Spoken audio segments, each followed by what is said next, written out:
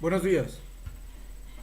A partir del documento bibliográfico llamado Revisores Fiscales al Banquillo, con una pregunta que nos hacen, un cuestionamiento, ciegos o con exceso de funciones, realizaré una pequeña discusión a partir de dicho tema. Comenzando por unos aspectos positivos, podría anotar la implementación ya en el país de las normas llamadas NIF, que son las normas internacionales de información financiera. Ya se están aplicando en el país. Ya la mayoría de las empresas en el país la están aplicando, o gran parte de las empresas en el país la están aplicando. Y una nueva que está ingresando, que se llama las NIAS, son las normas de aseguramiento de la información. Con esta estamos ayudando a las empresas a que mantengan su parte financiera dentro de los requisitos legales que se necesitan. Eso como aspecto positivo. Otro aspecto que se puede tomar como positivo puede ser el que a los recién egresados o personas con solo 2 años de experiencia ya se les puede contratar para hacer este tipo de trabajo, como lo es la revisoría fiscal. Sin embargo, también raya en lo negativo, porque puede ser que no tengan el peso o que no tengan el criterio para evaluar o para dar determinaciones a corregir dentro de una empresa, sobre todo en las empresas grandes, en las grandes empresas. Entonces puede ser que esto también raye en lo negativo. Es positivo porque una persona pueda tener trabajo, pueda emplearse en este tipo de trabajos más fácil. Sin embargo, también raya en lo negativo por lo que ya les comenté. Eso a criterio personal. Habiendo dicho esto, y ya yendo más a el cuestionamiento, donde nos dice ciegos o con exceso de funciones, yo me iría más por la parte de ciegos. Hoy día se han sabido muchos casos de corrupción en el país, sobre todo en las empresas grandes, en las grandes empresas, que es donde manejan procesos macro. Asimismo, igual las finanzas de dichas empresas. Están estos ejemplos de Odebrecht, de los Nule, de Reficar. Esos son ejemplos de grandes compañías en donde han habido casos de fraude, de corrupción, de manejos indebidos. Entonces yo paso más a la parte, o voy más a la parte de la cultura, o la mala cultura más bien, de estas personas. Y también de las empresas, porque yo creo que parte más de las empresas que de la persona como tal. Esas grandes compañías que tienen capitales eh, que desbordan en lo razonable y pueden hacer este tipo de cosas, digámoslo de una forma, pagarle a un revisor fiscal o pagarle a un grupo de revisores fiscales para mostrar distintas cuentas, distintas cifras, o para esconderlas, o para reportarlas de otra forma. Eso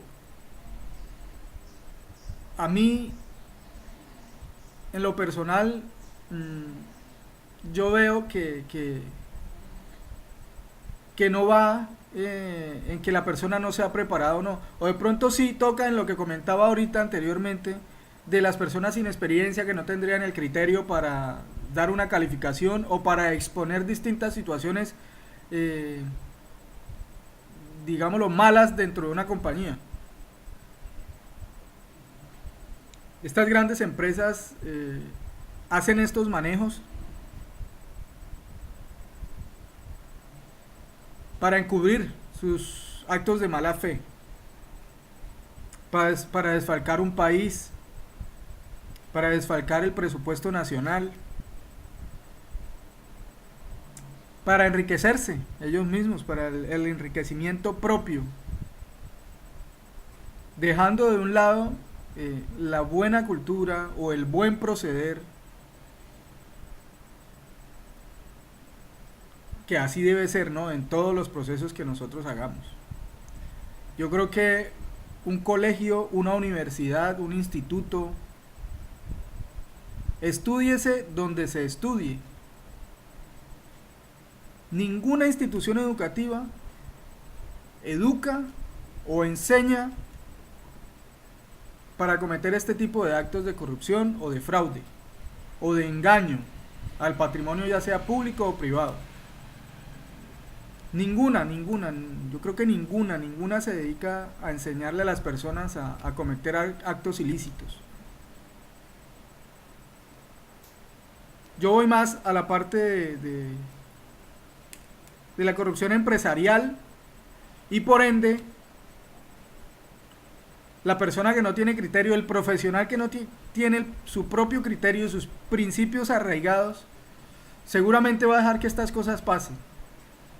O habrán otras cosas tal vez más oscuras de las que prefiero no tocar y no hablar.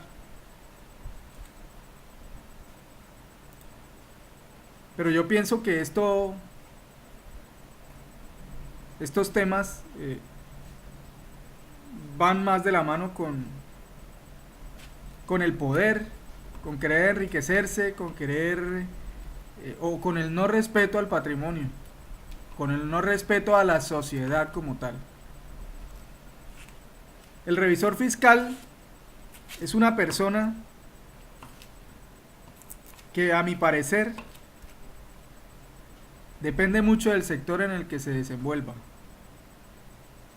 ¿A qué voy? Si miramos estadísticas, en donde más se presentan estos actos de fraude, de corrupción, es en las grandes empresas. En las pequeñas, medianas empresas,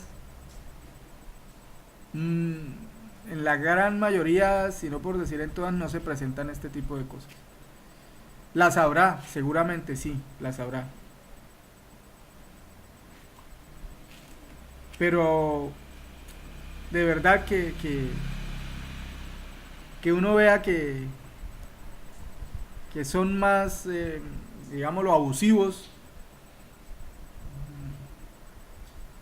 que rayan ya con lo descarado, son las empresas grandes.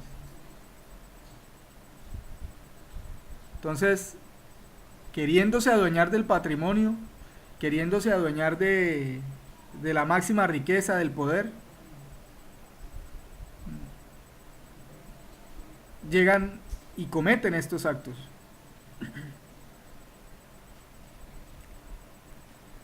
Y la pregunta no sería decir si los revisores fiscales son ciegos o tienen exceso de funciones,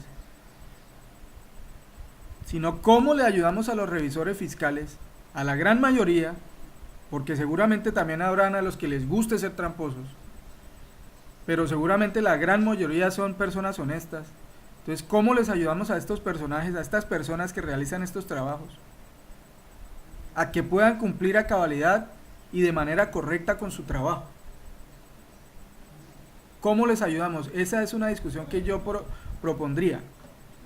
¿Cómo les ayudamos a estos revisores fiscales? Porque los entes que en el momento deberían hacerlo, de pronto no lo están haciendo de forma correcta.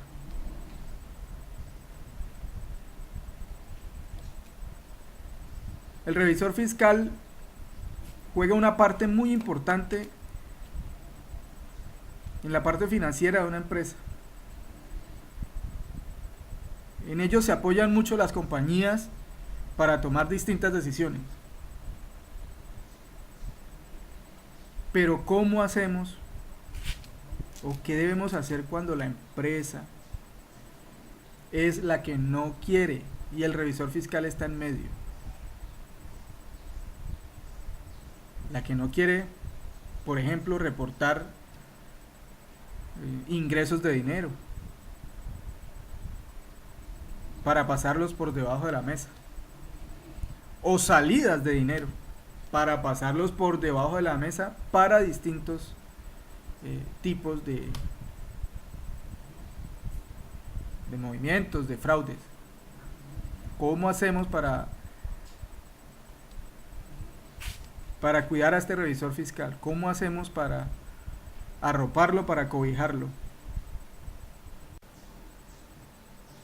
Ese es mi punto de vista. Muchas gracias.